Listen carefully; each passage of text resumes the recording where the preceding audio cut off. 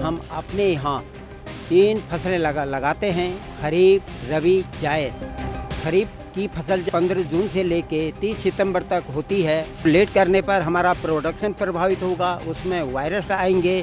3 चीज़ें रखना तो अति आवश्यक है। पहला है ह्यूमस, दूसरा है मॉइस्चर, तीसरा है ह्यूमिडिटी। साइंस एडवाइजर कमेटी में पंतनगर में 10 साल रहा। अमूमन किसानों को खेती में जब कोई दिक्कत आती है, फसल में कोई रोग लगता है, तो वो कृषि वैज्ञानिकों के पास पहुंचते हैं, उनसे इलाज पूछते हैं। लेकिन जो किसान आज हमारे साथ में है, वो दूसरे कई कृषि वैज्ञानिकों को फसल में रोग के उपचार बताते हैं। तो चलिए आपको मिलवाते हैं भीमताल के डोगरा गांव के रहने वाले किसान गोविंद वल्लभ पलड़िया जी से, जो आज हमारे साथ में है। अभी हम घूम रहे थे पूरा आपका फार्म, इतना शानदार, बिल्कुल अलग ही मॉडल।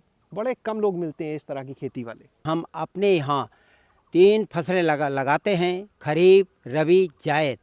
खरीफ में मक्का भी होती है, सोयाबीन भी होती है, धान भी होते हैं और सब्जी भी होती है। उसी प्रकार से रबी में आपका गेहूँ, जौ, चना, मटर, सब्जियां भी उगाई जाती हैं। इसी प्रकार आपका जायद में मक्का, भिंडी, सब्जी वगैरह ये उगाई जाती है। कितना महत्वपूर्ण होता है समय पर फसल को लगाना? खरीफ की फसल जब हमारी शुरू जो होती है वो 15 जून से लेके 30 सितंबर तक होती है। उसमें टाइम ऑफ द पीरियड 105 दिन का होता है। अगर कोई बीज अगर हमारा 120 दिन का होता है, उसको हमको 1 जून को बोना पड़ता है, तब जाकर के 30 सितंबर को हम उसकी हार्वेस्टिंग कर पाएंगे। नहीं तो अगर उसको हमने लेट किया तो लेट करने पर हमारा प्रोडक्शन प्रभावित होगा, उसमें वायरस आएंगे, कई प्रकार की बीमारियां से ग्रस्त हो जाएगा, जिससे हम भरपूर उत्पादन नहीं ले पाएंगे। इसी प्रकार रबी की क्रॉप है, वो हमारी 1 अक्टूबर से लेके 30 मार्च तक होती है। अगर हमारा कोई गेहूँ अगर 160 दिन का है तो हमको उसी प्रकार से उसको सोइंग करना पड़ता है और ठीक उसी प्रकार से वो उसका हार्वेस्टिंग होगा। और जायद की फसल 1 अप्रैल से लेके 15 जून तक होती है, केवल 75 डेज की होती है, 75 दिन की। उसी प्रकार से उसमें हम फसलें लगाते हैं और इसी प्रकार से हम उनका उत्पादन प्राप्त कर पाते हैं। मान लीजिए कि कोई फसल जो हमें जायद में शुरू में लगानी चाहिए, उसमें हमने देरी कर दी 10 दिन 15 दिन, क्या फ़र्क पड़ता है? उत्पादन में फ़र्क पड़ेगा, उसके जो टेलरिंग आएंगी कलियां में फ़र्क पड़ेगा और उसकी ग्रोथ में फ़र्क पड़ेगा और उसमें कई बीमारियां भी आ सकती है। जलवायु परिवर्तन का कितना असर खेती पे देखते हैं? जिस फसल को हम मान ली जाए अदरक है, अदरक को हम पहले पूरे दिन भर सोइंग करते थे, लेकिन आज वो समय आ गया है जलवायु परिवर्तन होने के कारण हम उसको केवल 7 या 8 बजे सुबह के टाइम तक ही बो पाते हैं। उसके बाद उसको तुरंत ये घास फूस से ढक करके, ताकि उसमें गर्मी का कोई असर ना पड़े। खेत की मिट्टी को अच्छा रखने के लिए, खेत की मिट्टी जो है, खेत जो ज़्यादा फर्टिलिटी हो उनमें, इसके लिए क्या करने की ज़रूरत है? क्योंकि ह्यूमस की भी बात होती है, खेत में जो पोषक तत्व हैं उनकी बात होती है। कैसे खेत को बेहतर रखें? किसान को 3 चीज़ें रखना तो अति आवश्यक है। पहला है ह्यूमस, दूसरा है मॉइस्चर, तीसरा है ह्यूमिडिटी।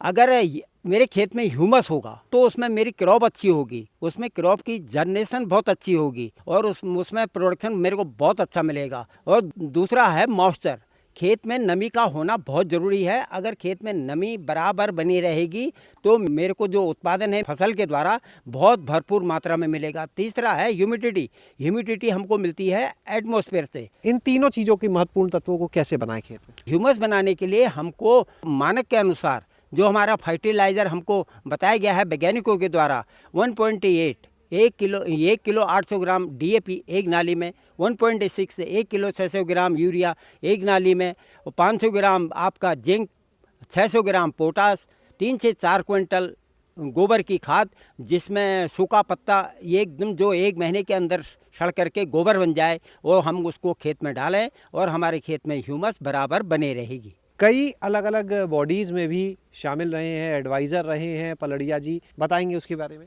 साइंस एडवाइज़र कमेटी में पंतनगर में 10 साल रहा। उसके बाद FAC फार्मर्स एडवाइज़र कमेटी में मैं 9 साल रहा ब्लॉक भीमताल में।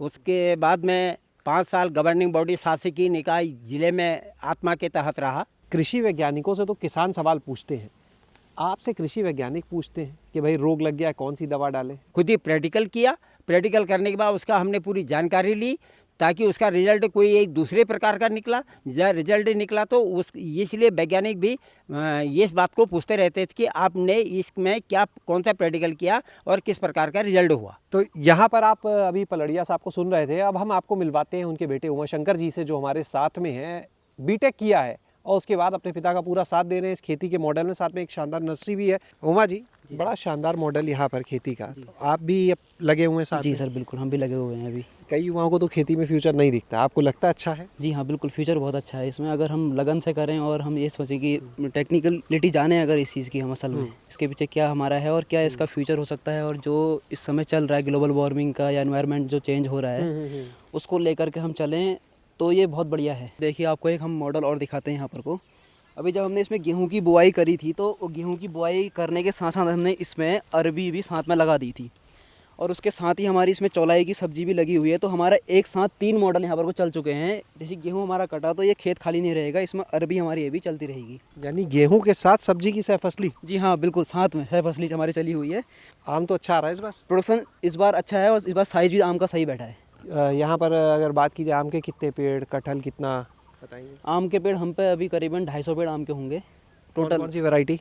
हम पे मेनली लंगड़ा, दशहरी, अमरपाली, कलर वैरायटी में हमारा मियाजाकी है, हुस्नारा है। और इसके अलावा लीची? जी हाँ, लीची हमारे पास है बिहार की शाही लीची मुजफ्फरपुर वाली। कितनी लगाई है? लीची के हमारे पास अभी करीबन होंगे 50 पेड़। कटहल कितना? 20 से 25 कुंटल हमारा हो जाता है कटहल। कटहल की भी हमारा अलग अलग वैरायटी है। वियतनाम वैरायटी का एक कटहल है, एक जंबो कटहल जिसको बोलते हैं हम, उस पर आप मान के चलिए एक कटहल का जो साइज़ होगा वो करीबन 40 किलो का। और हमने अमरूद लगाया हुआ है, नाशपाती है। अभी हम उमाशंकर के साथ में नर्सरी का जो क्षेत्र है वहाँ पे आ गए हैं। कई फसलें मिलेंगी यहाँ पर। फिलहाल तो आप देखिए तेज पत्ता लगा हुआ है। जी हमारा जो मेनली यहाँ पर है तेज पत्ता हमारा स्टार्टिंग से है, और इसके अलावा हम हिमालयन जो हमारे जो पौधे हैं यहाँ जो हिमालय में होते हैं अभी हिमालयन रीजन में, उनको हम ग्रो कर रहे हैं साथ में। जैसे कि हम यूज़ कर रहे हैं मेनली हमारा है बांज, कचनार है, इधर आंवला है हमारे पास, और एक ये हिमालयन जो हमारा जो घास होती है पुतली बोलते हैं इसको अपने लैंग्वेज में, फाइकस प्लांट है असल में। ये जामुन हम लगा रहे हैं इधर। इनमें से वो कौन से हैं जिनको आप अलग से फसल के रूप में भी करते हैं? एक तो तेज पत्ता हो गया। जी हाँ, तेज़पत्ता हम यूज़ करते हैं, उसके साथ हम आंवला साथ में कर रहे हैं, कचनार हम यूज़ कर रहे हैं घास पर्पज़ के लिए। इधर ये चूरा है, वनस्पति घी जिसको हम बोलते हैं यहाँ पर को, वनस्पति घी से बनाया जाता है चूर। ये हमारे पास जो तेज़पत्ता है इसको हम दिसंबर से लेकर फरवरी तक इसको हम जी काट रहे हैं, और उसके बाद इसको सुखा करके हम लोग यहाँ पर जो हमारे पास नज़दीकी जो मंडी है, जो भी हमारे पास नज़दीकी जो खरीदार है उनको हम यहाँ पर सेल करते हैं। जितने भी यहाँ पौधे नर्सरी के दिख रहे हैं सारे आप खुद तैयार करते हैं? जी हाँ, हम खुद तैयार करते हैं इसको, और हम बीज कुछ तो लोकल से कलेक्ट करते हैं ताकि लोकल को भी रोज़गार मिलते रहे, और कुछ ऐसे जो दूर के जो गांव हैं जो बीज यहाँ नहीं होता, हम दूर गांव के लोगों से मंगवाते हैं। पलड़िया साहब, अपना कोई कांटेक्ट नंबर आप बता दें एक बार हमारे दर्शकों को। 9927308852। बहुत बहुत धन्यवाद सर। धन्यवाद। तो आपने देखा यहाँ पर खेती का ये शानदार मॉडल भी, और समझ गए होंगे कि आखिर क्यों लोग जो है वो यहाँ पर पलड़िया साहब को फ़ोन करके पूछते हैं अपनी फसल के रोग का इलाज। क्यों आखिर वो उनसे जानना चाहते हैं कि वो बताएं कि कौन सी फसल लगाएं, कब लगाएं, कैसे लगाएं। शैलेश अरोरा, गांव जंक्शन। गांव जंक्शन को सभी सोशल मीडिया प्लेटफॉर्म्स पर फॉलो करें। व्हाट्सएप चैनल और जीमेल आईडी पर भी संपर्क साध सकते हैं।